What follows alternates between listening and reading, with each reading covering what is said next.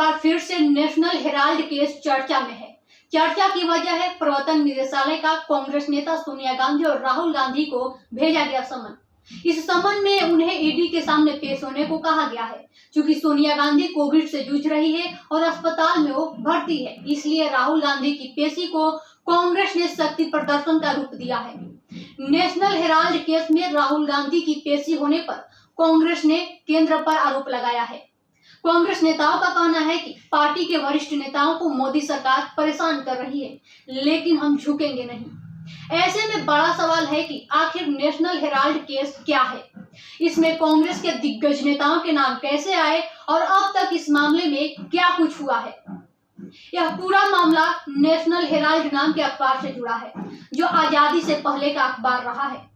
इस अखबार के प्रकाशन का जिम्मा प्रकाशन एसोसिएटेड जर्नल्स लिमिटेड नाम के कंपनी के पास था। इस अखबार की शुरुआत साल 1938 में देश के पहले प्रधानमंत्री जवाहरलाल नेहरू ने की थी। इनके अलावा करीब 5000 स्वतंत्रता सेनानी भी इसके शेयर होल्डर थे। प्रकाशन एसोसिएटेड जर्नल्स लिमिटेड इसके अलावा 2 और दैनिक अखबार निकालती थी। हिंदी के समाचार पत्र का नाम था नवजीवन और उर्दू भाषा वाले अखबार का नाम था कौमी आवाज। इस अखबार के जरिए स्वतंत्रता सेनानी अपनी आवाज को पुरजोर तरीके से उठाते थे। यही बात अंग्रेजों को नापसंद थी।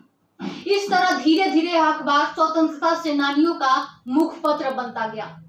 ब्रिटिश सरकार के कामों की बड़ी समीक्षा और आलोचना करने वाला यह अखबार अंग्रेजों की आंखों में किरकिरी बन गया। नतीजा, साल 1942 में अंग्रेजों ने नेशनल हेराल्ड अखबार को बैन कर दिया। नेशनल हेराल्ड को साल 1945 में फिर से दोबारा शुरू किया गया। साल 1947 में आजादी मिलने के बाद जवाहरलाल नेहरू ने अखबार के बोर्ड अध्यक्ष पद से इस्तीफा दे दिए।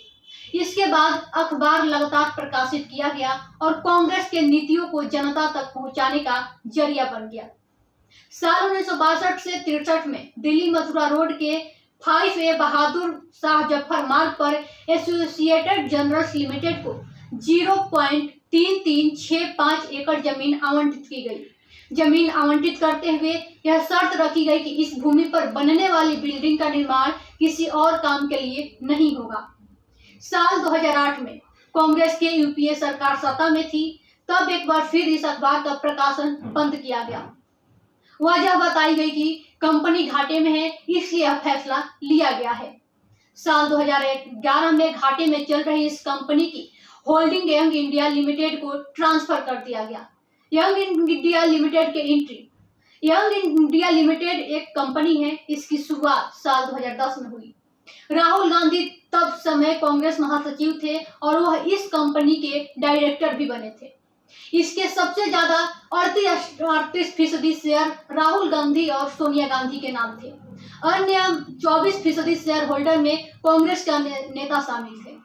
इस पूरे मामले में सबसे बड़ा मोड़ साल 2012 में आया, जब भाजपा नेता सुब्रह्मण्यम स्वामी ने आरोप लगाते हुए निचली अदालत में एक शिकायत दर्ज करवाई।